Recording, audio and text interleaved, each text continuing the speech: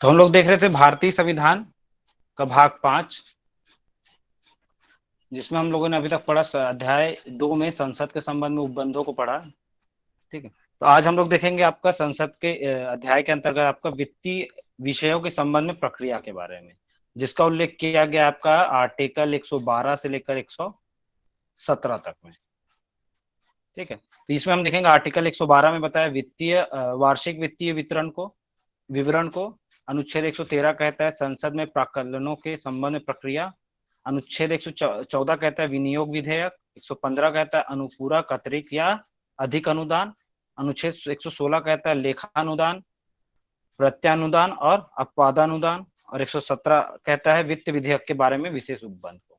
तो जब भी हम वित्त की बात करते हैं तो उसके लिए हमको सबसे पहले पढ़ना पड़ेगा कि वित्त क्या होता है, कैसे उसकी चीजें होती है, इस चीज को जानना पड़ेगा। ठीक है, तो सबसे पहले हम देखते हैं कि जो पूर्व में भी हमने देखा था कि संचित निधि और आकस्मिक निधि, पहले आप इसको समझ जाएंगे तो आगे फिर वित्त और इसकी सारी चीजों को आपको समझ आ जाएगी। ठीक है, वित्त क्या होता है कि जो सालाना जो वार्षिक जो वित्तीय वितरण के बारे में जो है कि क्या है, राष्ट्रपति की ओर से प्रत्येक वर्ष भारत सरकार की जो अनुमानित आय और व्यय का जो विवरण संसद में पेश किया जाता है या दोनों सदनों में रखा जाता है। ठीक है, उसी को हम वार्षिक बजट के नाम से जानते हैं और उसी के संबंध में आपका जो चर्चा अनुच्छेद 112 से लेकर 117 तक में उपबंधों को रखा गया है। ठीक है, तो सबसे पहले देखते हैं कि संचित निधि क्या होता है।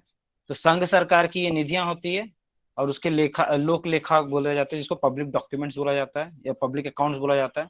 ठीक है, तो उसके संबंध में हम बात करते हैं सबसे पहले कि संचित निधि क्या होती है। तो जब हम संचित निधि के संबंध में देखेंगे तो आपने पूर्व में पढ़ा कि धन विधेयक है और ये जो आपका साधारण विधेयक है, फिर वित्त विधेयक है। तो ये कहीं ना कहीं जो धन विधेयक होता है वो आपका किससे संबंधित होता है, संचित निधि और आकस्मिक निधि से। ठीक है, तो उसी के लिए है कि संविधान के जो अनुच्छेद 266 का खंड 1 है के अनुसार सरकार को मिलने वाली सभी राजस्व जैसे सीमा शुल्क, उत्पाद शुल्क, आयकर, संपदा शुल्क, अन्य कर और शुल्क और सरकार द्वारा दिए गए ऋणों की वसूली से जो धन प्राप्त होता है वे सभी संचित निधि में जमा किए जाते हैं और संसद की स्वीकृति के पश्चात सरकार अपने सभी खर्चों का वहन इसी निधि से करती है। इसलिए इसे भारत की संचित निधि कहा जाता है। तो जब भी संचित निधि क्या होगा पूछा जाएगा तो आपको याद होना चाहिए कि ये इसका उल्लेख कहाँ किया गया, आपका 266 के तहत।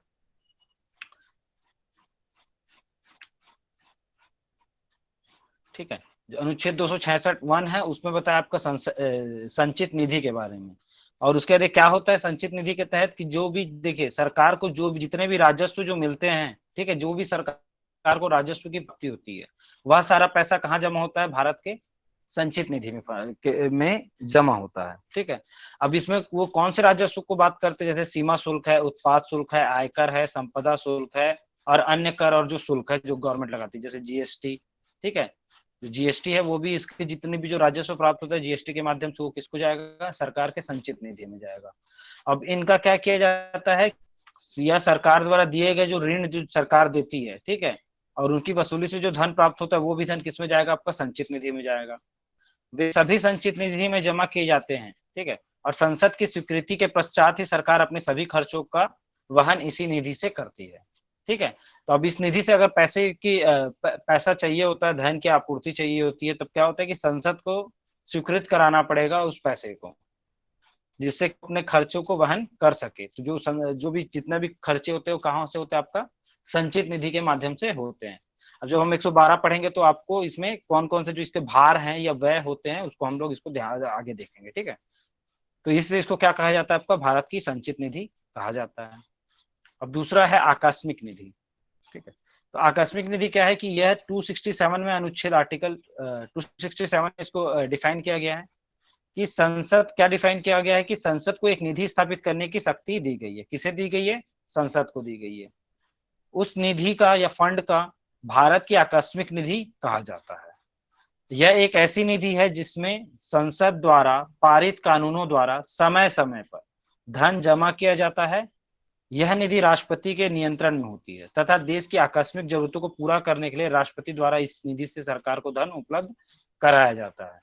तो आपको जो संचित निधि का वो जो प्रोस्पेक्ट है वो क्या है, वो सारा पैसा कहाँ से आता है, आपको राजस्व से प्राप्त होता है और जितना भी सरकार को मिलता है वो आपका क्या होता है, संचित निधि के अंतर्गत होता है। अब आकस्मिक निधि जो आपको बताया गया आर्टिकल 267 में, ठीक है। इसको भी कौन आपका, इस फंड को कौन स्थापित करता है? संसद के द्वारा इसको स्थापित किया जाता है इस फंड को।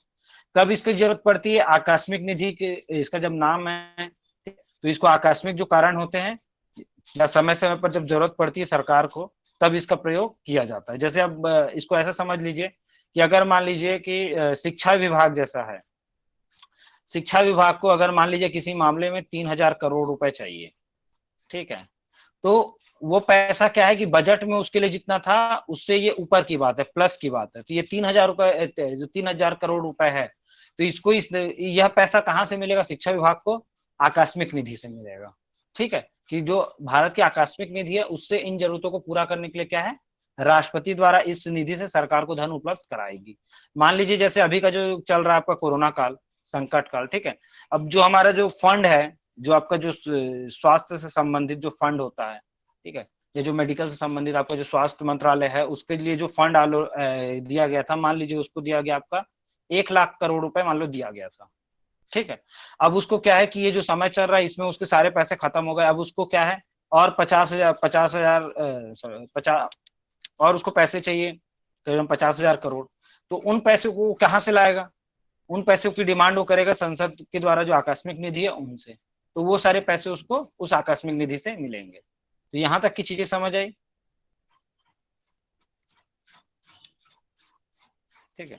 फिर आपका एक होता है जी भारत का सर। लेखा जोखा, मैसेज करके बता देना। ठीक है, जिसको बोला जाता है भारत का जो अकाउंट बोला जाता है इसको। ठीक है, पब्लिक अकाउंट, ये आपको बताया 262 में। इसमें क्या होता है कि भारत सरकार द्वारा उसकी ओर से प्राप्त सभी और अन्य लोक धनराशि भारत के लोक लेखों में जमा की जाती है। ठीक है, तो इसमें क्या है कि भारत सरकार द्वारा और उसकी ओर से प्राप्त सभी जो अन्य जो लोक धनराशि होती है, जो भी पब्लिक जो फंड्स होते हैं, ठीक है, वो सब क्या है उसके लोक लेखों में जमा की जाती है। तो आपको यहाँ पे भी केवल इन दो बातों को याद रखना है कि संचित निधि क्या होती है और आकस्मिक निधि क्या होती है। फिर हम देखते हैं 112 की चीजों को।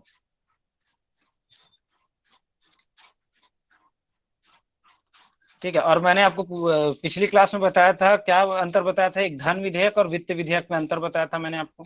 धन विधेयक कितने में बताया आपका? 110 में बताया गया है। और जब आपको वित्त विधेयक की बात करेंगे तो आपकी चीजें वो आगे 117 में बताई गई है। ठीक है, तो हम लोग जो क्या पढ़ रहे हैं, 112 से लेकर 117 तक के उपबंध पढ़ रहे हैं, जो किससे संबंधित है? वित्तीय विषय के संबंध में प्रक्रियाओं के बारे में। ठीक है, तो धन विधेयक आपको पता ही है, फिर भी हम लोग एक बार देख लेते हैं कि धन विधेयक क्या होता है। क्योंकि हम लोग अभी किसकी बात कर रहे हैं? वित्त, वित्त से संबंधित बात कर रहे हैं कि वित्त के जो विषय से संबंधित क्या प्रक्रियाएं होंगी। अभी हमने पहले क्या देखा था, धन जो विधेयक होता है उसकी क्या प्रक्रियाएं होती है, और उसकी जो कैसे कोई भी धन विधेयक या सामान्य विधेयक की क्या विधायी प्रक्रिया होती है, उसके बारे में हमने पूर्व में पढ़ा था, 107 से लेकर 111 में। ठीक है, तो संविधान के अनुच्छेद 110 के अनुसार धन विधेयक को बताया गया है कि ऐसा वित्त विधेयक होगा जो इनमें से कोई एक एकाधिक विषय अंतर्निहित किया गया होगा। ठीक है, अब धन विधेयक क्या होगा? जिसमें कर लगाना, हटाना, परिवर्तन करने, सरकार द्वारा धन का विनियम करना या ऋण लेना। ठीक है, संचित निधि या आकस्मिक निधि में धन जमा करने या निकालने के लिए कोई विधेयक बन जो लाया जाता है तो वो आपका धन विधेयक हो सकता है। मतलब जो क्या है आपका धन से संबंधित होगा वो धन विधेयक की परिभाषा में आ जाता है। फिर किसी अन्य व्यय को भारत की संचित निधि पर प्रभारित व्यय घोषित करने के लिए। फिर अनुच्छेद 110 के उपखंड क से लेकर च तक वर्णित किसी विषय का आनुषंगिक विषय का शामिल होना, तो ये सारा आपका धन विधेयक में आएगा।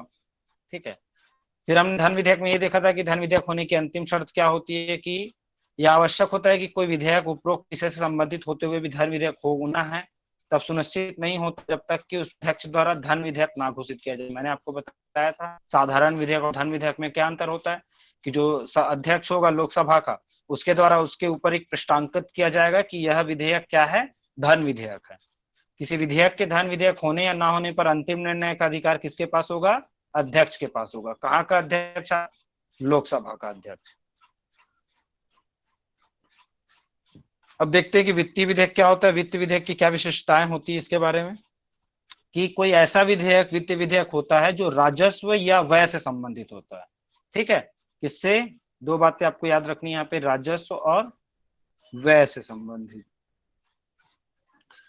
वित्त विधेयक में से किसी धन विधेयक के उल्लेखित किसी मामले का उपबंध शामिल होने के अलावा अन्य राजस्व और व्यय संबंधी मामले का भी उल्लेख किया जाता है। अर्थात यह है कि यह जो वित्त विधेयक होता है वो क्या होगा, आपका धन विधेयक तो होगा ही। जैसे हमने यहाँ पे क्या पढ़ा कि कोई विधेयक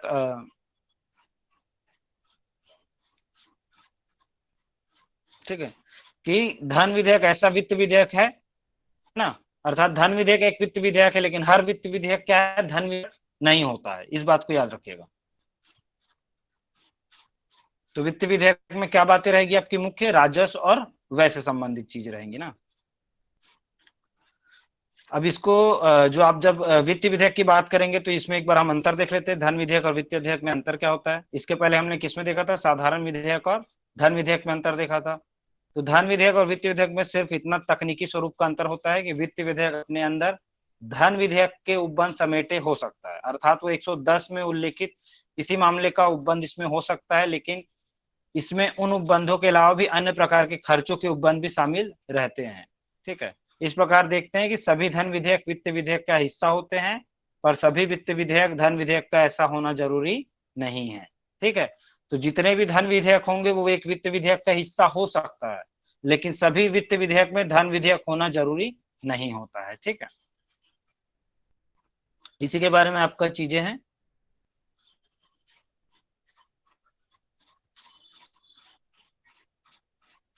तो आपका जो ये भाग है वित्त विषयों के संबंध में, जो आपका 112 से लेकर 117 तक में, उसमें हम देखते हैं आर्टिकल 112 जो बताता है आपका वित्तीय वितरण के बारे में, सॉरी वित्तीय वार्षिक वित्तीय विवरण के बारे में। अर्थात इसको हम क्या साधारण भाषा में क्या बोलते हैं, बजट बोलते हैं। क्या होता है बजट, आपका राष्ट्रपति की ओर से जो हर साल जो एवरी ईयर, ठीक है, या हर साल आपका क्या होता है, बजट पेश किया जाता है। उस बजट में क्या होता है, आय और व्यय का ब्यौरा होता है उसमें। ठीक है, और ये कहाँ पत्र होता है, दोनों सदन में, अर्थात लोकसभा और राज्यसभा के समक्ष इसको क्या किया जाता है, पेश किया जाता है। और इस बजट को पेश करने वाला कौन होता है, आपका वित्त मंत्री होता है। ठीक है, इसी को हम क्या कहते हैं, वार्षिक आपका बजट कहते हैं, या वार्षिक, जब इसकी हम जब संविधान में इसकी बात कहेंगे तो इसको कहा जाएगा आपका वार्षिक वित्तीय विवरण कहा जाएगा।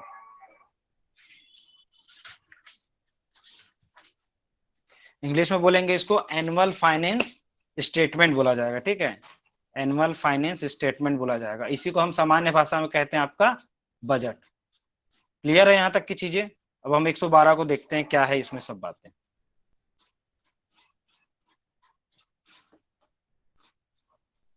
ठीक है, अब इसमें आपको चार बातें याद रखनी है कि ये क्या है, आपका हर साल इसको पेश किया जाता है, एवरी ईयर।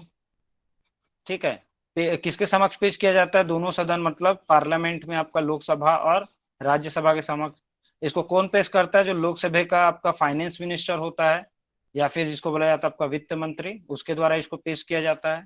ठीक है, इसमें क्या होता है, आपका साल भर का आय और व्यय का विवरण होता है, इसलिए इसको वार्षिक वित्तीय विवरण कहा जाता है।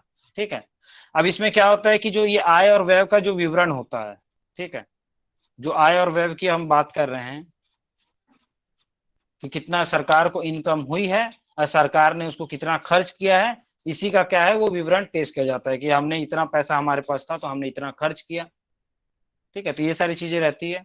तो अभी क्या है कि देखिए, जिस वर्ष भर में जो आय और व्यय का जो अनुमानित ब्यौरा होता है, अर्थात कि एक अनुमान लगाया जाता है कि इतना पैसा इसमें खर्चा होगा, इतना पैसा इसमें खर्चा होगा, तो उसी के अनुमानित व्यय को दो मदों में प्रदर्शित किया जाता है इसके माध्यम से। ठीक है, कि आपका पहला होगा कि जो भारत की जो संचित निधि है, ठीक है, पर भारित व्यय। दूसरा है आपका कि अन्य व्यय की पूर्ति के लिए अपेक्षित। ठीक है, मैंने आपको बताया संचित निधि क्या होती है और आकस्मिक निधि क्या होती है। अब हम संचित निधि के अंतर्गत कौन सी चीजें आते हैं, भार व्यय, उसको देखते हैं। पहले आपको ये याद रखना है कि अनुच्छेद 112 जो वार्षिक वित्तीय विवरण के बारे में बताता है, या आपका एनुअल फाइनेंस स्टेटमेंट के बारे में बताता है, इसकी जो आय और जिसमें जो व्यय की जो मदें होती है। ठीक है, तो इसमें क्या होता है कि आय और व्यय का अनुमानित ब्यौरा होता है। ठीक है, मतलब डिटेल्स होती है उसकी कि अनुमानित कितने खर्चे होंगे, कितना हमारे पास इनकम आएगी।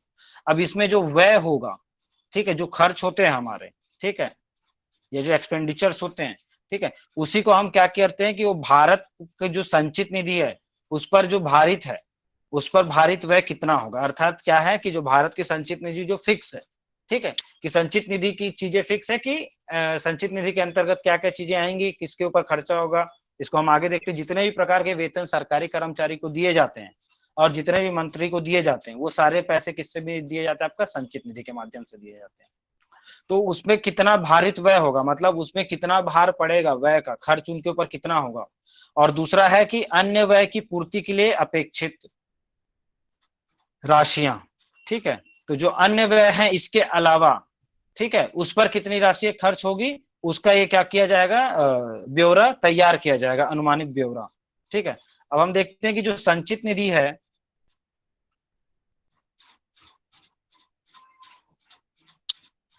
ठीक है, कि जो हमारी जो संचित निधि की हम जो बात करते हैं उसमें क्या होता है। संचित निधि को हमने देख लिया कि संचित निधि क्या होती है, भारत सरकार के पास जो जितने भी राजस्व और जितना भी सरकार को धन प्राप्त होता है वो संचित निधि में से होता है। अभी संचित निधि से किस प्रकार का खर्च किया जाता है, ठीक है, तो पहला है कि जो राष्ट्रपति होते हैं, ठीक है, तो जो राष्ट्रपति हैं उनके जितने भी जो राष्ट्रपति के जो भी जो वेतन भत्ता और जो उनके लिए जो भी उपलब्धियां होती है, जैसे उनका जो आवास, उनका आना जाना, उनकी फ्री टेलीफोन व्यवस्था, उनकी सिक्योरिटी, इन सारी चीजों का खर्चा कहाँ से किया जाता है, आपका संचित निधि के माध्यम से किया जाता है।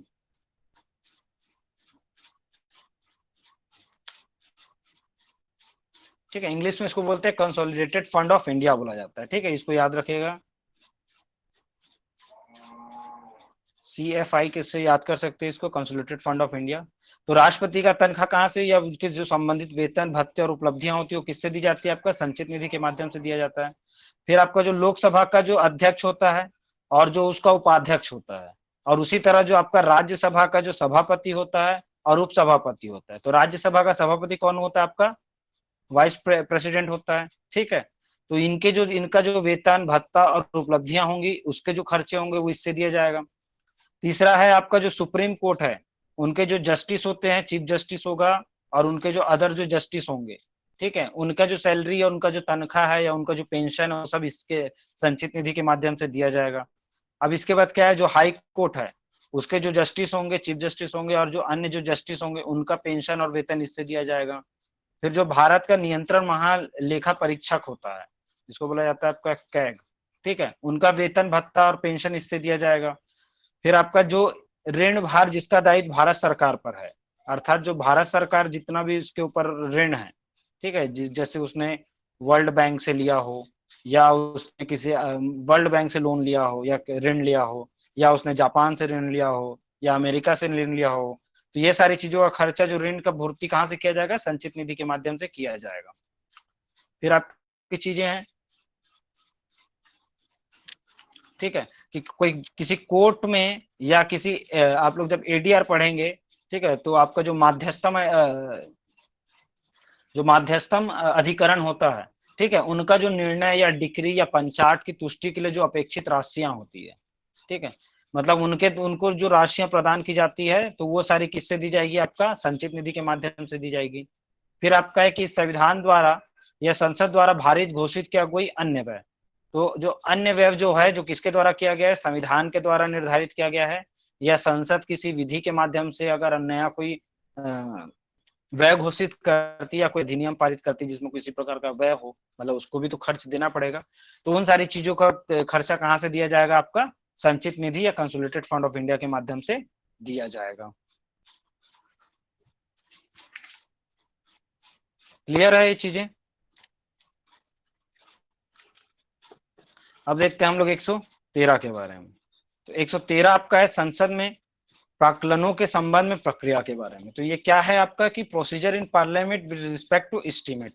ये प्राक्कलनों मतलब होता है आपका एस्टीमेट होता है या एक प्रकार का अनुमानित जो राशि यहाँ होगी, ठीक है, उसके बारे में ये है कि संसद में कैसे इसकी प्रक्रिया होगी उसके बारे में। कि भारत की जो है आपका जो हमने पढ़ा, भारत की क्या है जो संचित निधि है ना, उस पर क्या है भारित व्यय। अब वो भारित व्यय कौन सा है, जो हमने पूर्व में हमने एक आर्टिकल 12 के अंतर्गत पढ़ा है कि जितना भी तनख्वाह और वेतन और भत्ते दिए जाते हैं सुप्रीम कोर्ट, राष्ट्रपति, लोकसभा, ठीक है, हाई कोर्ट, कैग और जो भी अन्य जो विधि के माध्यम से संविधान अधिरोपित करती है, तो वह सारा क्या आपका कंसोलिडेटेड फंड से दिया जाता है। तो भारत में की संचित निधि पर भारत व्यय से संबंधित जो मतदान है तो संसद में प्रस्तुत नहीं किए जाते, अर्थात इन पर मतदान आवश्यक नहीं होता, लेकिन इन पर संसद में चर्चा अथवा बहस की जा सकती है। ठीक है, कि ये जो भारित जो व्यय होगा, ठीक है, इस पे क्या है कि संसद में इस पर क्या है मतदान नहीं हो रहा है, लेकिन इस पे क्या होगा आपका बहस होगा और इस पर क्या होगी आपकी चर्चा की जाएगी। ठीक है, तो अन्य व्यय से संबंधित प्रावधानों को लोकसभा के समक्ष अनुदान की मांग के रूप में रखा जाता है। लोकसभा किसी मांग को स्वीकार कर सकती है अथवा अस्वीकार कर सकती है, और चाहे तो उसे निर्दिष्ट रकम की कमी कर सकती है। तो ये क्या है आपका, देखिए कि संसद में क्या है कि एक अनुमानित जो आपका भारित व्यय होता है उसकी हम क्या बात कर रहे हैं आपका, इसको समझिएगा। पहले वित्त के बारे में बात कर रहे हैं। वित्त में क्या चीजें आती है आपकी, आय और व्यय का ब्यौरा आता है। ठीक है, अब इसमें क्या है कि संचित निधि की चीजें क्या है आपकी फिक्स्ड है कि ये सारी चीजें इसमें होगा। अब लेकिन इसमें जो कि आपका अखरा जो खंड जोड़ा गया है अन्य व्यय, अन्य व्यय के साथ दो बातें कही गई है, संविधान में अगर उपबंधित किया गया है या संसद के द्वारा किसी चीज को अधिनियमित किया गया, तो उसके लिए क्या है आपका वो संचित निधि पर क्या हो जाएगा, भार हो जाएगा। मतलब क्या है, उसके ऊपर वजन बढ़ जाएगा, क्योंकि उसका जो संचित निधि वो पूरी तरह क्या है फिक्स्ड है। अब उसी चीज को दूर करने के लिए क्या है कि अब इस प्रकार का जो भार होगा उसको दूर करने के लिए 113 के अंतर्गत उसकी प्रक्रिया को बताया गया है। तो यही सारी चीजें हैं कि भारत की जो संचित निधि पर भारित व्यय से संबंधित जो प्राक्कलन होता है उस पर मतदान हेतु संसद में प्रस्तुत नहीं किया जाता है। कि ये जो ये प्रक्रिया के बारे में है कि उसपे क्या है मतदान नहीं होगा, लेकिन उसमें क्या होगा आपका बहस होगी और आपका होगा उसमें चर्चा।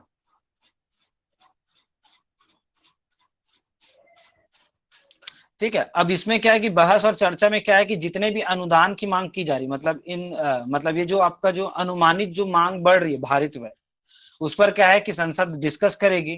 तो वह क्या है उस मांग को क्या कर सकती है, जो भी धन की मांग की गई है या व्यय की बात कही गई है, ठीक है, अब उसके लिए तीन बातें कह सकती है। या तो उसको क्या करेगी स्वीकार कर लेगी, दूसरा उसको या तो अस्वीकार कर लेगी, या वो अगर मान लो 5,000 करोड़ मांगे हो तो उसको कम कर देगी। ठीक है, मतलब अगर मान लीजिए कि 5,000 करोड़ मांगा है तो वो उसको मान तो रही है, लेकिन वो बोलेगी नहीं, हम केवल इसमें से 3,000 करोड़ ही आपको दे सकते हैं। तो इन सारी चीजों की क्रियाएं जो होंगी वो 113 के अंतर्गत की जाएगी। तो ये एक प्रकार का क्या है अनुदान की मांग के बारे में बताता है। और अनुदान की मांग हमेशा किसके, राष्ट्रपति की सिफारिश पर भी की जा सकती है और उसकी सिफारिश के बिना भी की जा सकती है। फिर हम देखते हैं 114 जो बताता है आपका विनियोग विधेयक के बारे में। इसको बोला जाता है एप्रोप्रिएशन बिल्स के बारे में। ठीक है, तो लोग इसके जो खंड है वो आपके कुल है आपके तीन उपखंड दिए गए हैं इसमें, 1, 2 और 3 अनुच्छेद को जब देखेंगे तो इसमें बताया गया कि लोकसभा द्वारा अनुच्छेद 113 के अधीन अनुदान दिए जाने के लिए पश्चात यथाशक्य शीघ्र भारत की संचित निधि में से लोकसभा द्वारा इस प्रकार दिए गए अनुदान की और भारत की संचित निधि पर भारित किंतु संसद के समक्ष पहले रखे गए विवरण में दर्शित रकम से किसी भी दशा में अनधिक व्यय की पूर्ति के लिए अपेक्षित सभी धनराशियों के विनियोग को बंद करने के लिए विधेयक पुनर्स्थापित किया जाएगा। इस प्रकार किए गए किसी अनुदान की रकम में परिवर्तन करने या अनुदान के लक्ष्य को बदलने अथवा भारत की संचित निधि पर भारित व्यय की रकम में परिवर्तन करने का प्रभाव रखने वाला कोई संशोधन ऐसे किसी विधेयक में संसद के किसी सदन में प्रस्तापित नहीं किया जाएगा और पीठासीन व्यक्ति का इस बारे में निश्चय अंतिम होगा कि कोई संशोधन इस खंड के अधीन अग्राह्य है या नहीं। तीसरा कहता है आपका कि 115 और 116 के उपबंधों के अधीन रहते हुए भारत सरकार की संचित निधि में से इस अनुच्छेद के उपबंधों के अनुसार पारित विधि द्वारा किए गए विनियोग के अधीन ही कोई धन निकाला जाएगा, अन्यथा नहीं। ठीक है, तो आपका जो 100 जो 15-16 है वो अनुपूरक या अतिरिक्त या अधिक अनुदान की बात है। देखिए अब ये जो चीजें जो चल रही है 113, ये आपको समझ आ रहा है कि नहीं, पहले ये बताओ मैसेज करके यस और नो। ठीक है, तो ये जो 113 से लेकर 117 जो है वो आपका मैंने बताया कि वित्तीय प्रक्रिया के बारे में, वित्त से संबंधित है कि वित्त में क्या होता है, आपका आय व्यय का ब्यौरा होता है, ठीक है। तो ये अनुमानित होता है कि ऐसा है कि इतना हो कमाई हो, इतना ये सरकार को इनकम हो सकती है, तो इतना खर्च वो कर सकती है, इस प्रकार को वो अपना ब्यौरा तैयार करते हैं। अब इसमें जो हम लोग देख रहे थे कि जो संचित निधि वाला कॉन्सेप्ट है या कंसोलिडेटेड फंड का, ठीक है, कंसोलिडेटेड जो फंड है उसका क्या है, सारी चीज उसमें फिक्स है। अब उस पर अगर किसी प्रकार का भार होगा, ठीक है, भार होगा अर्थात कि उस पर और किसी प्रकार का व्यय की बारे में उस पर भार डाला जाएगा, तो वह जो व्यय होगा उस पर किस प्रकार की प्रक्रिया बनाई जाएगी उसके संबंध में ये उपबंध कहता है सारा। तो 113 में बताया है कि कैसे उसकी जो प्रक्रियाएं होंगी, कि आप क्या स्वीकार कर सकती है, अस्वीकार कर सकती है संसद उसको, या उस चीज को वो कम कर सकती है, ठीक है। अब उसी में आपको जब हम 114 देख रहे हैं कि इसके लिए अब जो कार्य होगा, ठीक है, उस वित्त को प्राप्त करने के लिए या उस व्यय के लिए, तो वो जो आपका एक विनियोग अधिनियम बनाया जाएगा, या इसको बोला जाएगा एप्रोप्रिएशन बिल बनाया जाएगा, कि आप किसी प्रकार का खर्च करना चाहते हो तो उस खर्च को निकालने के लिए क्या है, एक प्रक्रिया होगी, जो क्या होगी कि एक विनियोग अधिनियम बनाया जाएगा, मतलब जो आपका वित्त विधेयक उसी के संबंध में रहेगा कि आप उस धन की राशि को या उस व्यय को क्या है खर्च करना चाहते हो, तो उसके लिए क्या है, उसको विनियोग करना चाहते हैं, मतलब उसको खर्च करना चाहते हैं, तो उसके लिए यह विधेयक लाया जाता है।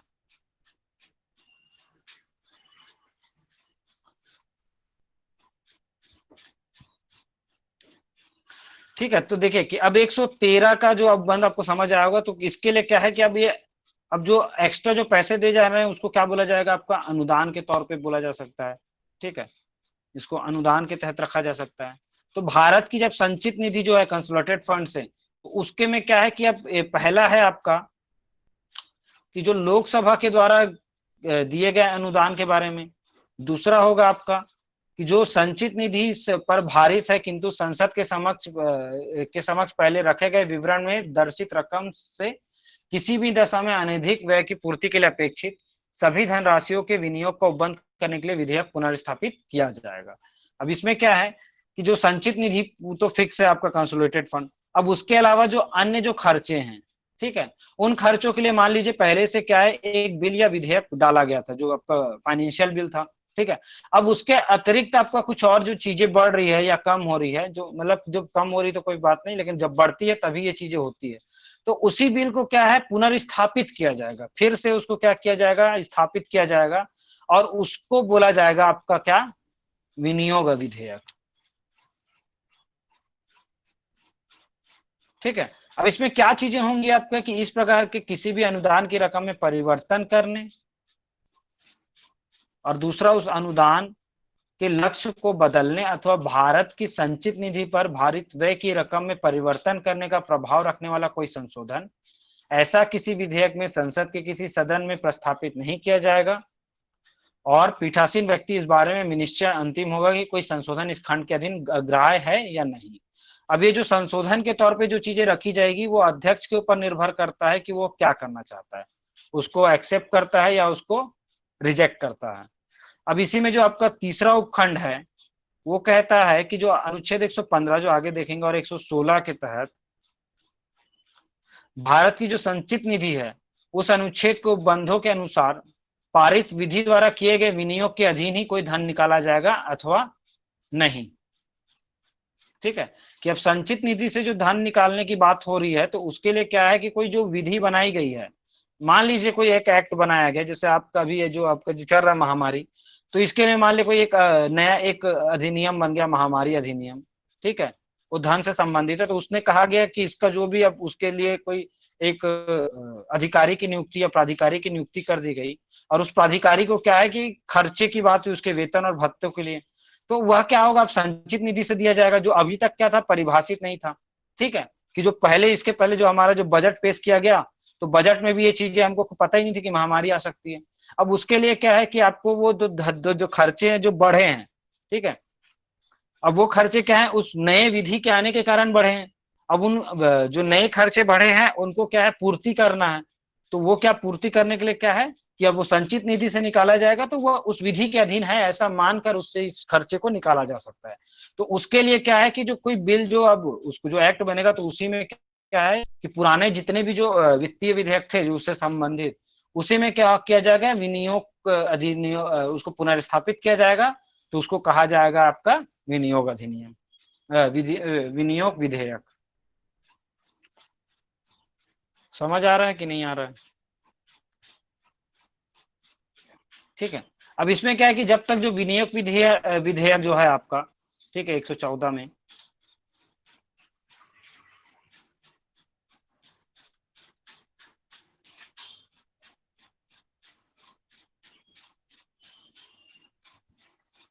ठीक है, आपका 114 में विनियोग विधेयक बताया गया है। तो अब ये कब पारित होगा, ठीक है, इसके पारित कैसे किया जाएगा, इसके बारे में है कि जब तक भारत की संचित निधि में से कोई भी राशि नहीं निकाली जा सकती है, ठीक है, कि जब तक ये जो आपका विनियोग विधेयक पारित नहीं होगा, तो जो हमने यहाँ पे बात किया, मान लीजिए एक महामारी एक्ट आपका आ रहा है, ठीक है, अब उसमें जो खर्चे, जो उसके अधिकारी को खर्चे देने हैं, वो क्या है, आपका संचित निधि से निकाला जाएगा। लेकिन उसके पहले क्या है, उसके लिए एक विनियोग अधिनियम लाया जाएगा, ठीक है, और उस विनियोग अधिनियम को जब तक पारित नहीं किया जाएगा, जब तक ये पारित नहीं हो जाता, तब तक क्या है कि आप उस अधिकारी को देने के लिए संचित निधि से कोई भी पैसा या फंड्स या राशियां नहीं निकाल सकते हो। तो इसको पारित किया जाना बहुत आवश्यक होगा। जब भी आप देखिए, अब इसमें क्या है कि लोकसभा अनुदान की मांग पारित कर देने के बाद एक विनियोग विधेयक प्रस्तुत किया जाता है, जिसमें लोकसभा द्वारा अनुमोदित सभी अनुदानों तथा भारत की जो संचित निधि पर जितने भी जो भारित व्यय की पूर्ति के लिए धन के विनियोग की व्यवस्था रहती है। अब क्या है कि अब इसके लिए क्या है कि इसको पारित करने के लिए क्या है कि जो संसद आपका है, जो पार्लियामेंट है, वो क्या चाहेगा कि एक वो विनियोग अधिनियम लाएगा। और इस विनियोग अधिनियम के तहत क्या है कि उसको राशि चाहिए, ठीक है। अब वो राशि को किस रूप में मानेगा, एक अनुदान के रूप में मानेगा। तो इस अनुदान की पूर्ति कब होगी?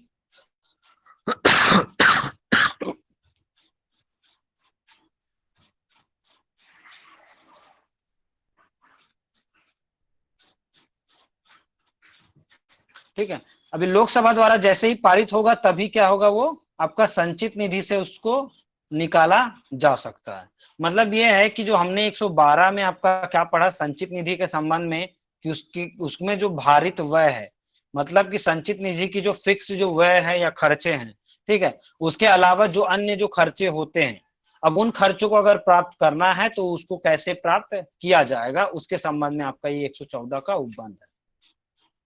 ठीक है, क्लियर है? अब देखते हैं अनुच्छेद 115 जो बताता अनुपूरक, अतिरिक्त और अधिक अनुदान। मतलब क्या है ये अतिरिक्त अनुदान? ठीक है, तो ये क्या है आपका चीजें कि देखिए कि जो भी हमारे जो संचित निधि है, उसकी चीजें तो मैंने आपको हर बार बोला है कि वो क्या है, पूरी चीजें उसमें फिक्स है, या जो भी जो खर्चे हैं या जो व्यय है, वो हमेशा क्या होगा, उसमें फिक्स्ड है। क्योंकि भारत एक राष्ट्रपति होगा, सुप्रीम कोर्ट का आपका मुख्य न्यायाधीश और न्यायाधीश होंगे, हाई कोर्ट के न्यायाधीश होंगे, कैग होगा, राज्यसभा का अध्यक्ष होगा, लोकसभा और राज्यसभा का अध्यक्ष और सभापति होगा। ठीक है, ये सारी चीजें तो हमारी पूरी फिक्स है, इसमें कोई परेशानी या कोई चेंजेस आएंगे क्या? नहीं आएंगे। तो उतना उनका जैसे उनके ऊपर जो भी मान लीजिए आपका 1 लाख करोड़ रुपए जो खर्चा होता हो साल का, तो वो चीज तो फिक्स्ड है। अब इसके लिए तो अब वो संचित निधि से उतना धन उसमें आ ही रहा है, तो आए हुए के उसमें फिक्स कर दिया। अब उसके अतिरिक्त क्या है, अनुपूरक और अतिरिक्त और अधिक अनुदान। अब उसके अतिरिक्त कोई अन्य विधि जो आ रही है, जो अंतिम जो बिंदु है उसके लिए, ठीक है, कि अन्य विधि या अन्य जो खर्चे आ रहे हैं, ठीक है, अन्य जो व्यय आ रहे हैं, तो उन व्यय की पूर्ति कैसे की जाएगी, इसके संबंध में आपको 115 कहता है। हमने देखा कि विनियोग अधिनियम पारित कर लिया जाएगा, जिससे क्या है आपको अनुदान मिल जाएगा। अब उसी में है कि 115 में आपका कि सप्लीमेंट्री, एडिशनल और एक्साइज ग्रांट्स, इस अनुदान को बोला जाता है ग्रांट। तो ये कहता है कि यदि क्या कहता है कि अनुच्छेद 114 के उपबंधों के अनुसार बनाई गई किसी विधि द्वारा किसी विशिष्ट सेवा पर चालू वित्तीय वर्ष के लिए व्यय किया जाने के लिए प्राधिकृत कोई रकम उस वर्ष के प्रयोजन के लिए अप्राप्त पाई जाती है, या उस वर्ष के वार्षिक वित्तीय विवरण में अनुध्यात ना की गई किसी नई सेवा पर अनुपूरक या अतिरिक्त व्यय की चालू वित्तीय वर्ष के दौरान आवश्यकता पैदा हो गई है, या किसी वित्तीय वर्ष के दौरान किसी सेवा पर उस वर्ष की और उस सेवा के अनुदान की गई रकम से अधिक कोई धन व्यय हो गया है, तो राष्ट्रपति यथास्थिति संसद के दोनों सदन के समक्ष उस व्यय की प्राक्लमित रकम को दर्शित करने वाला दूसरा विवरण रखवाएगा या लोकसभा में ऐसे आधिक्य के लिए मांग प्रस्तुत करवाएगा। और ऐसे किसी विवरण और व्यय या मांग के संबंध में भारत की संचित निधि में से ऐसे व्यय या ऐसी मांग से संबंधित अनुदान की पूर्ति के लिए धन का विनियोग प्राधिकृत करने के लिए बनाई जाने वाली किसी विधि के संबंध में भी जो आपका अनुच्छेद 112 और 113 और 114 के उपबंध वैसे ही प्रभावी होंगे जैसे कि वे वार्षिक वित्तीय विवरण और उसके वर्णित व्यय या किसी अनुदान की किसी मांग के संबंध में हैं। अब भारत की किसी संचित निधि में से ऐसे व्यय या अनुदान की पूर्ति के लिए धन का विनियोग प्राधिकृत करने के लिए बनाई गई विधि के संबंध में प्रभावी है। तो ये क्या है आपका चीजें कि संचित निधि के खर्चे फिक्स हैं, लेकिन क्या है कि अब उन खर्चों से अधिक जो खर्चे उत्पन्न हो रहे हैं कि देखिए मैंने बताया आपको कि वार्षिक जो बजट है, ठीक है, जो वार्षिक जो बजट है वो पेश कर दिया गया आपका। अब वो पेश करने के बाद जो आज की जो परिस्थिति चल रही है तो उसमें अब महामारी आ गई। अब महामारी के लिए कोई स्पेसिफाई व्यय तो था नहीं, एक सामान्य था कि चलो अगर मान लो ऐसी कोई जो मेडिकल इमरजेंसी जैसी सिचुएशन आती है तो उसके लिए 100 करोड़ रुपए रख दिए गए थे। लेकिन अभी की जो कंडीशन है तो उसके लिए क्या चाहिए, सरकार को 1000 करोड़ चाहिए, ठीक है। तो इस 1000 के लिए उसको कितना कम पड़ रहा है, 900 पड़ रहा है, 900 करोड़ रुपए कम पड़ रहा है। अब ये 900 करोड़ रुपए की क्या है, उसको क्या मांगेगा वो, अनुपूरक या अतिरिक्त या अधिक अनुदान के तौर पे वो मांग कर सकता है। इसके बारे में आपका 115 का उपबंध ये सारी बातें कहता है, ठीक है। तो इसीलिए क्या बोल रहा है कि वर्ष के जो वार्षिक वित्तीय विवरण में अनुज्ञात ना की गई किसी नई सेवा पर, अर्थात क्या है कि जो बजट पेश किया गया तो उसमें उस सेवा के संबंध में कोई चीजें नहीं थी कि जैसे अब ये जो महामारी जैसे चलने लगी तो इससे संबंधित जो खर्चे थे सरकार को, कि सरकार फ्री में जो ट्रीटमेंट कर रही है तो वो हर प्रति व्यक्ति क्या है कुछ ना कुछ रुपए, करीबन 1 से 2 लाख रुपए का खर्चा आ रहा है प्रति व्यक्ति। तो उस खर्चों के लिए क्या है कि जो बजट पेश किया गया था उसमें तो कोई भी क्या है ऐसा कोई प्रावधान या ऐसा कोई जो धन है वो तो उसमें क्या किया गया था, फिक्स नहीं किया गया था, ठीक है, या धन का कोई प्रावधान नहीं रखा गया था। तो अब ऐसे धन की जो आवश्यकता पड़ रही है तो उसके लिए क्या है कि वह अनुदान के तौर, अनुपूरक के तौर पे, सप्लीमेंट्री या अतिरिक्त के तौर पे या अधिक अनुदान के तौर पे वह क्या है मांग रख सकता है।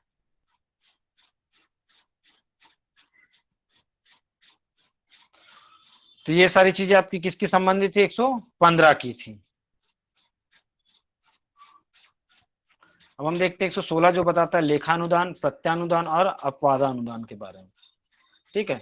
तो इस अध्याय के पूर्वगामी उपबंधों में किसी बात के होते हुए, मतलब 115 जो आपका 115 है, ठीक है, उसके उपबंधों के में रहते हुए बोल रहा है, पूर्वगामी जो उपबंध इसमें दिए गए हैं किसी बात के होते हुए भी जो लोकसभा है, ठीक है, तो उसके द्वारा क्या कहता है आपका, किसी वित्तीय वर्ष के भाग के प्राक्कलित व्यय के संबंध में कोई अनुदान, ठीक है, उस अनुदान के लिए मतदान करने के लिए अनुच्छेद 113 की विहित प्रक्रिया को पूरा होने तक और उस व्यय के संबंध में अनुच्छेद 114 के उपबंधों के अनुसार विधि के पारित होने तक अग्रिम देने की, जब किसी सेवा की महत्ता या उसके अनिश्चित रूप से कारण मांगे ऐसे ब्यूरो के साथ वर्णित नहीं की जा सकती तो वार्षिक वित्तीय विवरण में सामान्यतः दिया जाता है, तब भारत के संपत्ति स्रोत पर अप्राश्चायित मांग की पूर्ति के लिए अनुदान करने की, किसी वित्तीय वर्ष की चालू सेवा का जो अनुदान भाग नहीं है ऐसा कोई अपवादानुदान करने की शक्ति होगी, और जिन प्रयोजन के लिए उक्त अनुदान किए गए उनके लिए भारत की संचित निधि में से धन निकालना विधि द्वारा प्राधिकृत करने की संसद की शक्ति होगी।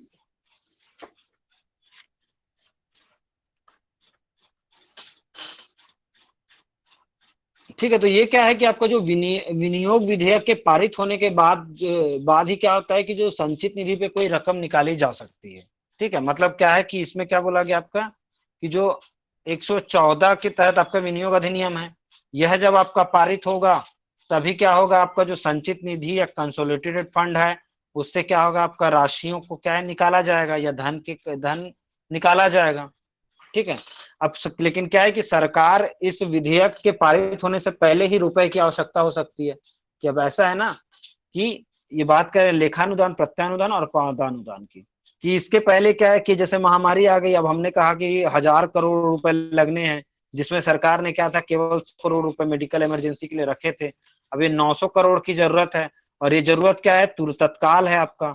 ठीक है, अब ये पारित होने में जो समय लग रहा है, तो उस समय से पहले क्या है, उसको क्या चाहिए, ये एडवांस के तौर पे चाहिए। तो उन चीजों के लिए क्या है, ये अपवादा अनुदान के तौर पे या आपका रखा जाता है।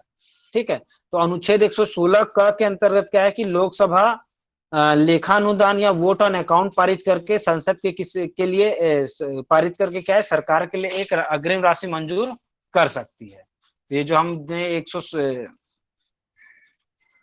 116 का जो क है, वो क्या है कि लोकसभा क्या है, इस खर्चे के लिए क्या है, उसको क्या चाहिए कि अग्रिम पैसा चाहिए। ठीक है, तो लोकसभा क्या है कि अपने लेखानुदान द्वारा, जिसको बोला जाता है आपका वोट ऑन अकाउंट, ठीक है, ये क्या करेगी, पारित कर देगी। और इस पारित करने के बाद क्या है, वह पैसे किसको मिल जाएंगे, सरकार को मिल जाएंगे। कैसे मिल जाएंगे, इन एडवांस फॉर्म मिल जाएंगे। कि जैसे उसको 900 करोड़ रुपए की जरूरत है, तो वो पैसे उसको क्या मिल जाएंगे, एडवांस में मिल जाएंगे। और उसके बाद क्या है, वो चीजें भी पारित हो सकती है। मैंने आपको पूर्व में क्या कहा कि जब भी आपको विनियोग विधेयक है, जब तक वो पारित नहीं होगा तब तक संचित निधि से पैसा नहीं निकाला जाएगा। लेकिन जब आपका ये जो आपका 116 है, ठीक है, तो ये इसमें क्या है, अपवादा अनुदान के बारे में, कि कब आप किसी ऐसी परिस्थिति में कि जब आपको पैसे की जरूरत है और उस पैसे को चाहिए, तो क्या है, अब उसको क्या, जो उसकी प्रक्रिया है उसको पूरा नहीं किया जा सकता उस समय के लिए। तो उस प्रक्रिया को ना पूरा करने से पहले क्या है कि लोकसभा में क्या है, वोट ऑफ अकाउंट या लेखानुदान पारित कर दिया जाएगा, और उससे क्या है, पैसा ले लिया जाएगा।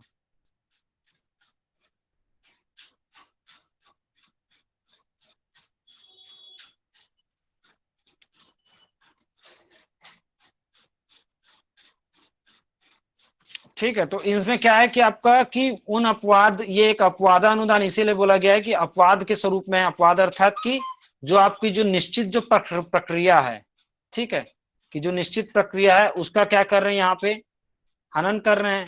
वो हनन क्यों है, क्योंकि वो समय की मांग है, कि समय की जरूरत को ध्यान में रखते हुए इस चीज को किया जा रहा है। तो ये क्या है कि जो उस प्रक्रिया पर के लिए एक अपवाद स्वरूप है। ठीक है, कि इस प्रक्रिया पर क्या है, एक अपवाद स्वरूप है, कि जब जरूरत है तो क्या है, सरकार एडवांस भी ले सकती है। उसके लिए क्या है, केवल एक लेखानुदान पारित करना होता है, जो आपका 116 के अंतर्गत बताया गया है। क्लियर है। अब देखते हैं आपका 117 वित्त विधेयक के बारे में उपबंध।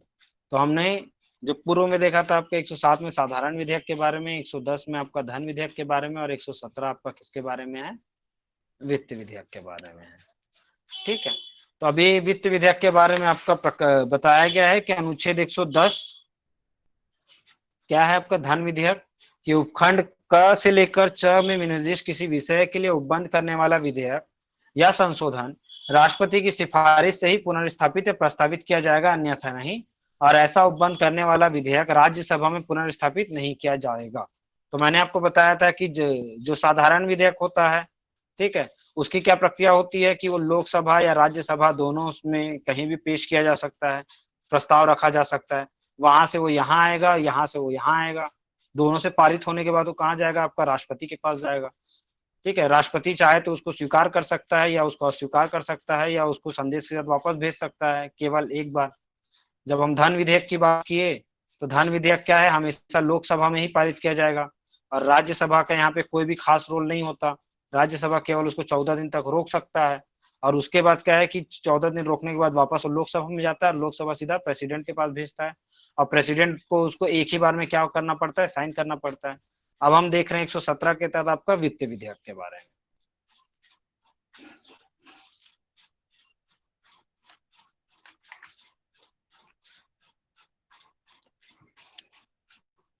ठीक है, तो वित्त विधेयक में भी क्या है कि जो आपका 110 का क से लेकर च तक का उपबंध है, ठीक है, ए से लेकर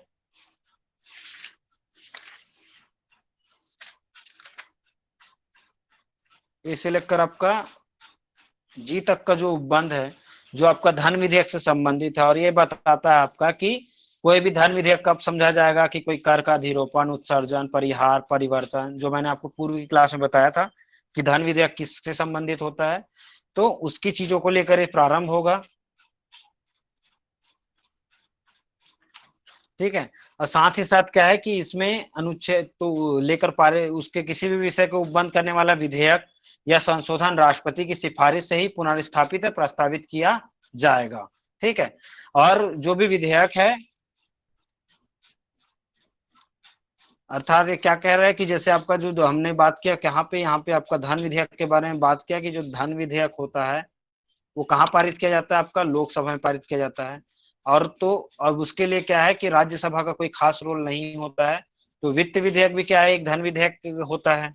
ठीक है। तो वो क्या आपका लोकसभा में पारित किया जाएगा, और यदि उसको पुनर्स्थापित करना है तो उसको केवल कौन कर सकता है, राष्ट्रपति ही कर सकता है। ये बातें हैं इसके साथ।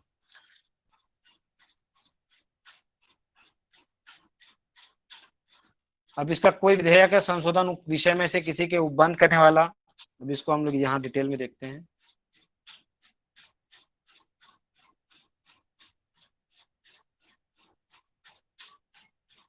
ठीक है।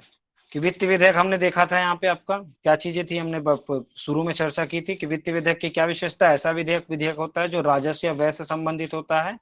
और वित्त विधेयक में धन विधेयक के उल्लेखित किसी मामले का उपबंध शामिल होने के अलावा अन्य राजस्व और व्यय संबंधी मामले का भी उल्लेख किया जाता है। तो आपको केवल याद रखना है कि धन विधेयक 110 में दिया है और वित्त विधेयक 117 में दिया है। ठीक। अब उसमें क्या है कि वित्त विधेयक दो प्रकार के होते हैं, इसको याद रखिएगा। इसको दो भाग में बांट सकते हैं। आपका पहला होता है श्रेणी ए क और श्रेणी ख। ठीक है। तो श्रेणी का क्या होता है, ऐसा विधेयक जिसमें धन विधेयक के लिए अनुच्छेद 110 में उल्लेखित किसी भी मामले के लिए उपबंध किए जाते हैं। हालांकि उसमें अन्य प्रकार के मामले भी होते हैं, जैसे किसी विधेयक में करारोपण का खंड हो परंतु वह केवल करारोपण के संबंध में ना होकर अन्य वित्तीय मामले में भी हो सकता है। तो ये क में आ जाएगा। ख में है कि ऐसे वित्तीय विधेयक जिसमें संचित निधि से व्यय संबंधी उपबंध किए गए हों। तो ये दो प्रकार का आपका होगा। ठीक है, क और ख।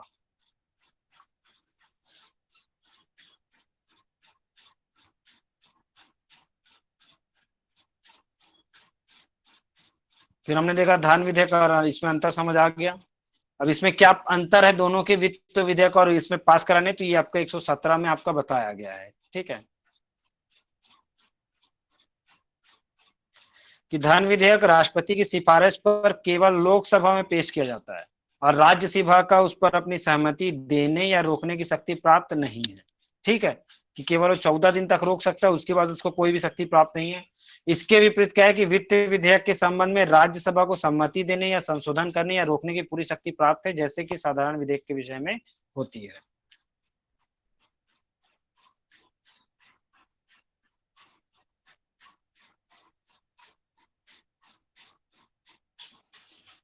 अब इसमें है कि श्रेणी जो क के बारे में बात किए थे कि विधेयक के पास होने की प्रक्रिया को, तो श्रेणी क के वित्त विधेयक को साधारण विधेयक की तरह राज्यसभा की सभी अवस्था से गुजरना पड़ता है और दोनों सदन में असहमति होने की स्थिति में गतिरोध के समाधान के लिए संयुक्त बैठक की प्रक्रिया से गुजरना होता है। संयुक्त बैठक कितना में दिया आपका, अनुच्छेद 108 में। धन विधेयक लोकसभा तक ही सीमित रहता है, इसलिए इसमें गतिरोध और संयुक्त बैठक का सवाल नहीं उठता है। वित्त विधेयक को हमने जान लिया। अब वित्त विधेयक प्रस्तुत करने की अनुमति के संबंध में क्या चीजें हैं कि वित्त विधेयक को पेश करने की अनुमति के लिए रखे गए प्रस्ताव का विरोध नहीं किया जा सकता है। ठीक है। जो भी वित्त विधेयक है उसका कभी भी विरोध नहीं किया जा सकता है और उसे तुरंत मतदान के लिए रखा जाता है। ठीक है। वित्त विधेयक पर चर्चा की सीमा क्या है, तो वित्त विधेयक पर जो चर्चा है वो सामान्य प्रशासन और स्थानीय शिकायतों के संबंधित मामले पर होती है, जिसके लिए संघ सरकार उत्तरदायी हो। सरकार की नीति सामान्य रूप से आलोचना करने की अनुमति तो है, परंतु किसी विशेष अनुमान के ब्यौरे पर चर्चा नहीं की जा सकती है। तो समूचे प्रशासन का पुनरीक्षण तो होता है, लेकिन जिन प्रश्नों पर चर्चा हो चुकी है उन पर फिर से चर्चा नहीं की जा सकती है वित्त विधेयक पर। ठीक है। वित्त विधेयक पारित होने के लिए राष्ट्रपति की अनुमति के लिए समय सीमा क्या होगी, तो इसके लिए याद रखना है कि 75 दिन के भीतर संसद द्वारा इस पर विचार करने के पास किया जाना है, उस पर राष्ट्रपति की अनुमति प्राप्त हो जाना आवश्यक है। अर्थात क्या है कि लोकसभा से ये चीज निकला आपका, मतलब यहाँ से जब पारित हो गया तो वो कहाँ जाएगा, आपका राष्ट्रपति के पास जाएगा ये, और राष्ट्रपति के पास कितना है कि 75 दिन के भीतर क्या है उस पर वो क्या करे, साइन करे और अपनी अनुमति प्रदान करे। ठीक है, तो ये सारी चीजें थी आपकी वित्तीय विषय के संबंध में प्रक्रिया के बारे में, जो आपको 112 से लेकर 117 तक में दिया था, जिसमें हमने देखा कि वार्षिक वित्तीय विवरण क्या होता है, जिसको हम साधारण भाषा में बोलते हैं बजट, और उसके संबंध में क्या प्रक्रियाएं होंगी जब इस बजट से बाकी की चीजें जब बढ़ जाएगी, तो उसके लिए एक विनियोग अधिनियम लाया जाएगा, जिससे क्या है इस बजट से ऊपर का जो व्यय करना है उसके लिए ये विनियोग अधिनियम लाया जाता है। इसके बाद क्या है कि यह विनियोग अधिनियम के तहत किसी प्रकार का अतिरिक्त या अनुदान दिया जाएगा, तो कैसे है कि ये विनियोग अधिनियम जब पारित होगा तभी क्या है उसको संचित निधि से धन मिलेगा। लेकिन क्या है किसी किसी लेखानुदान के माध्यम से क्या है लोकसभा लेखानुदान पारित करेगी, और उससे क्या है इसको अपवादानुदान बोला जाएगा, जिससे क्या है कि ये बिना पारित हुए भी क्या है एडवांस में सरकार को ये पैसे दे देगी। और 117 आपका वित्त विधेयक के बंद के बारे में बातों को बताता है। ठीक है, थैंक यू।